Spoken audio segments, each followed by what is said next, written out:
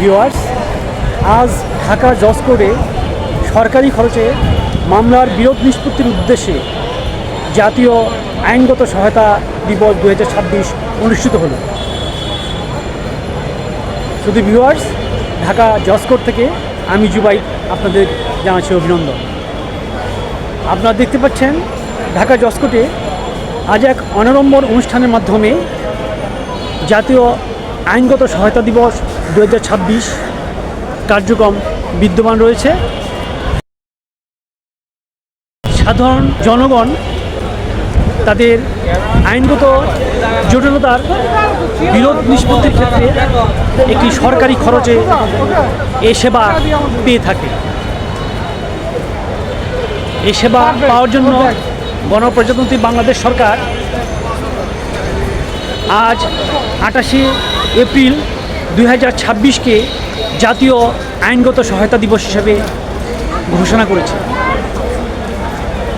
সুপ্রিয় ভিউয়ার্স, আমি ঢাকা মহানগর দায়রা জজ প্রাঙ্গণ থেকে আপনাদেরকে এই জাতীয় আইনগত সহায়তা দিবসের কার্যক্রম তুলে ধরছি।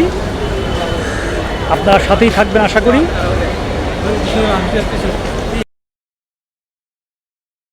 এই আইনগত সহায়তা দিবসে একটি সূচনা মাত্র দেশের সাধারণ জনগণ এবং এই সাধারণ জনগণের শেষ আশ্রয়স্থল হলো আদালত।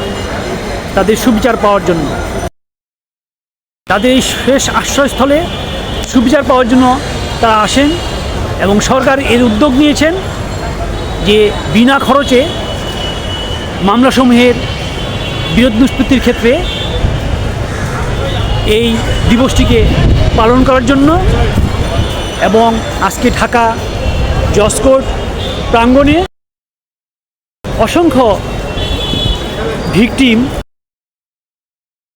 তারা আইনগত সহায়তার জন্য উপস্থিত হয়েছেন এবং এখানে সরকারের অধীনে যে প্যাভিলিয়ন স্থাপিত হয়েছে সেই প্যাভিলিয়ন থেকে তারা বিনা খরচে আইনগত সহায়তা গ্রহণ করেছেন।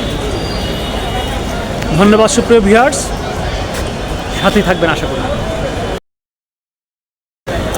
এখানে সরকারের অধীনে যে প্যাভিলিয়ন স্থাপিত হয়েছে সেই প্যাভিলিয়ন থেকে তারা বিনা খরচে আইনগত সহায়তা গ্রহণ করেছেন। ধন্যবাদ সুপ্রিয় ভিউয়ার্স, সাথে থাকবেন আশা করি।